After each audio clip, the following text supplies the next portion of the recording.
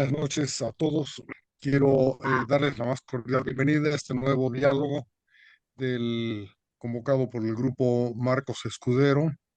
Agradezco muchísimo la presencia de Erika Brockman, que es ex senadora, es licenciada en psicología y también autora de varios textos, varios libros sobre el tema de la política y la conducta política en Bolivia.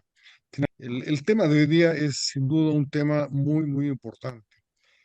Como ustedes recordarán, la realización del censo ha sido motivo de conflictos masivos y en algunos casos bastante violentos en el país y en gran medida se debe a que por razones de legislación constitucional inclusive, los datos del censo son determinantes de los mecanismos de distribución de recursos y también de asignación de escaños, es decir, contribuyen a definir los métodos de asignación de recursos políticos y de representación política en el país. Entonces, el tema del censo es un tema importante y que seguramente va a tener influencia sobre esos asuntos y por supuesto también va a provocar algunos conflictos, porque aunque este es un país en el que nadie confía mucho en sus autoridades y menos en sus diputados y senadores, cuando se trata de quitarles uno a un departamento, a una región, pues se sienten ofendidos, relegados, etcétera, ¿no? Y ahí tenemos una serie de problemas que emergen a raíz del tema del censo. Yo quisiera invitar a Erika y a Marité, sobre todo, a tratar de reflexionar sobre en qué medida los datos del censo también pueden o no influir en una redefinición de esta problemática de la representación política en la Asamblea Legislativa especialmente. Adelante, Erika, por favor. Y gracias, Roberto. Y quiero saludar especialmente a Carlos Cordero porque ha colocado en la mesa una serie de aspectos de índole fundamentalmente político que podrían estar conspirando contra el desarrollo previsible institucional más o menos ordenado del proceso de reasignación de escaños. Y también el tema que nos llamaba era el proceso de redefinición de las circunscripciones uninominales, que también son resultado de un proceso de análisis de la población intradepartamental. Yo quiero partir de algunas premisas que me parece importantísimo sostener y que espacios como este tienen que sustentar permanentemente. El primero es de que es sabia de alguna manera nuestra Constitución estableciendo que el Senado es nuestra Cámara de Representación Territorial, con una representación equivalente independientemente de las diferencias y brechas que existen entre departamentos. Pero la tradición política ha hecho que en diputados también el peso regional sea fundamental, porque el modelo de distribución de escaños está fundado en los departamentos, en la lógica departamental. Por lo tanto, más allá de hacer un análisis de todos que se funda en cuántos votos le cuesta a Pando y cuántos le cuesta a Cochabamba, por ejemplo, sacar un diputado uninominal, creo que el análisis tiene que hacerse obviando la comparación entre departamentos, ¿ya? Sino viéndolo también intradepartamentalmente, porque intradepartamentalmente se suscitan conflictos de naturaleza política y de redistribución del poder y la representación, ¿ya? Paradójicamente, bueno, la Cámara Poblacional ya tiene como costumbre, y es algo que difícilmente vamos a poder revertir en el tiempo, salvo un gran debate constitucional a futuro, un número mínimo de 4 representantes en los departamentos menos poblados, que es el mínimo base para Pando, Chuquisaca, Tarija, qué sé yo, Potosí. En cambio, y el número respectivo ya calculado sobre bases poblacionales. Debo reconocer que a lo largo de la historia del Parlamento y la democracia, el proceso de desarrollo de la legislación y la normativa ha sido progresivo, ha sido acumulativo, teóricamente interesante, con aportes de reforma interesantes, pero hay que reconocer también que hay que partir de la premisa de que no hay reforma electoral ni en términos de sistemas electorales, ni en términos de buscar equilibrios territoriales, en este caso intradepartamentales, en la equivalencia del voto urbano, rural, etcétera, etcétera, perfectas. No hay sistema perfecto. Por eso es que es tan importante cuidar y hacer que el órgano, la institución que debiera velar y ser la garante de este tipo de procesos, tenga la credibilidad suficiente para que Censo tenga confianza, el INE tenga confianza, y estamos en el peor de los escenarios en ese sentido.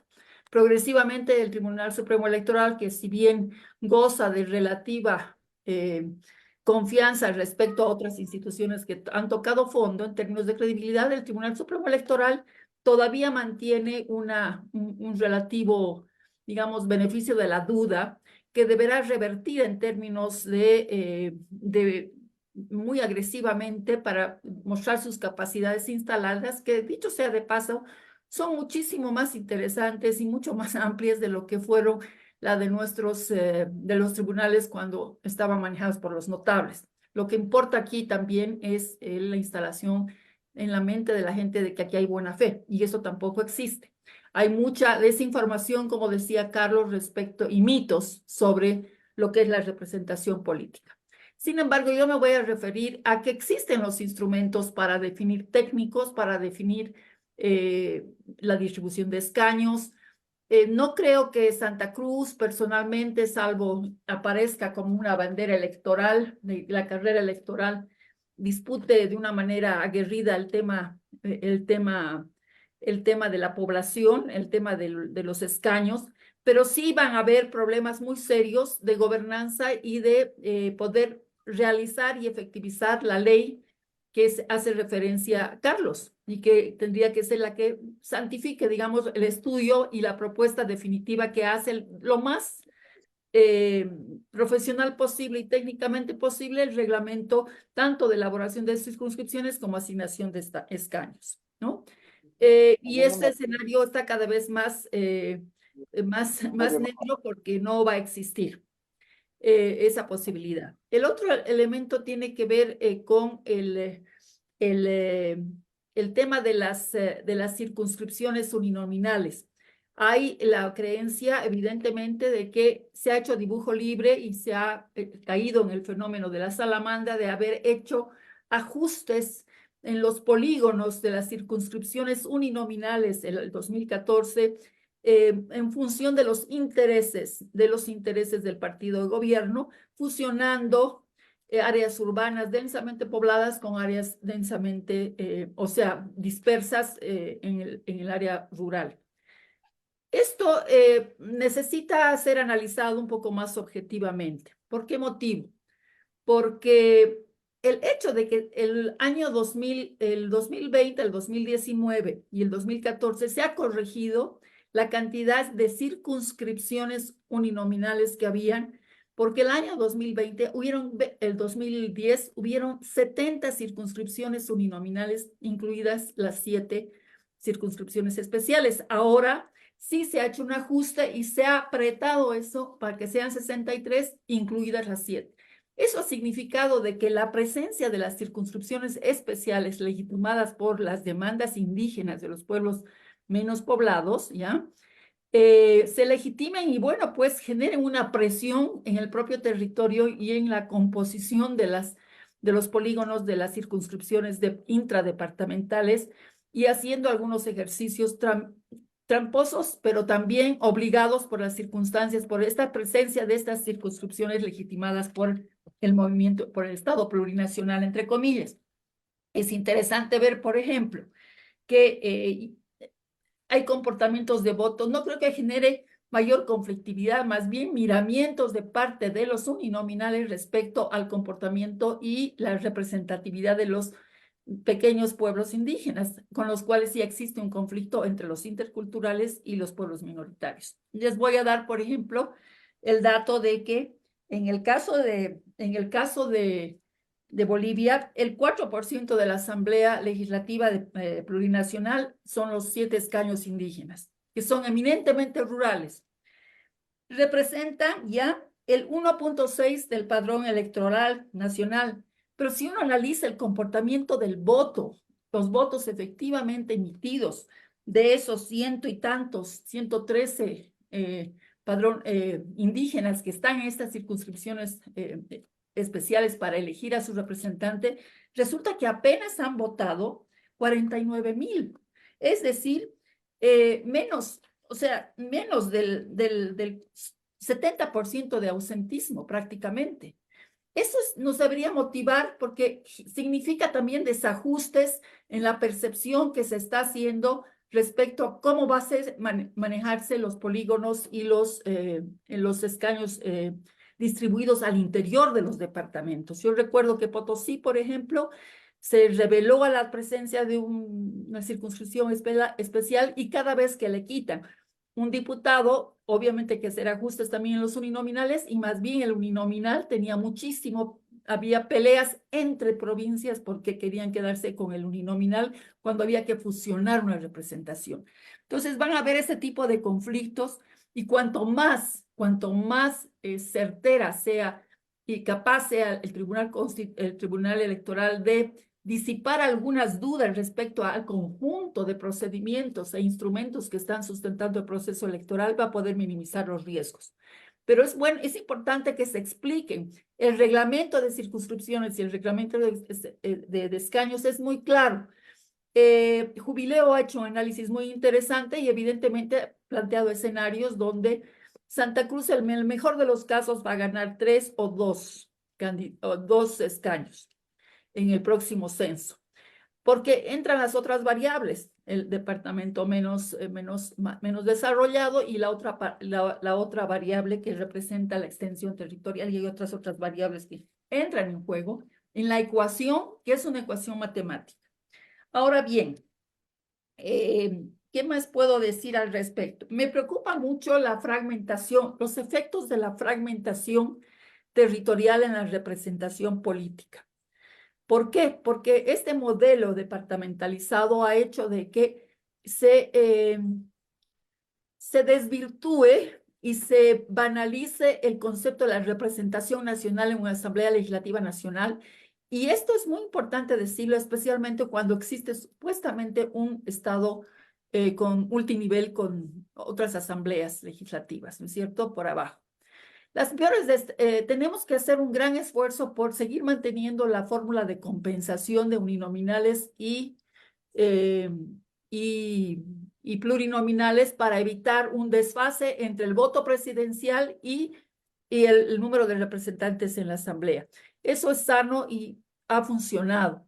No todo lo que es antiguo es malo, pero lo que sí hay que preocuparnos es lo que puede ocurrir en las subnacionales respecto al modelo sin fórmula de compensación que existe en los departamentos, que deviene en problemas muy serios de gobernabilidad.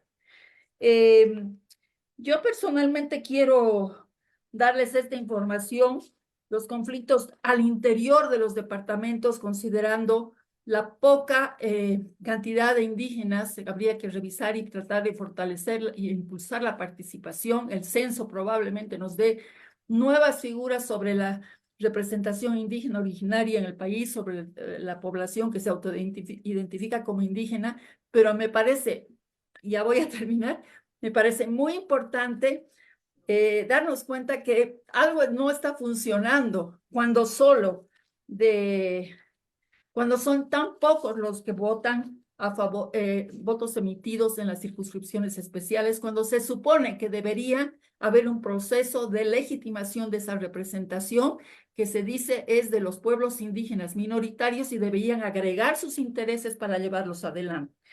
En Cochabamba y Beni son donde menos problemas hay entre los votos emitidos y el número del padrón electoral. Pero les voy a dar el dato de La Paz. En La Paz solo han votado 15,000 electores de estas circunscripciones de 48,000.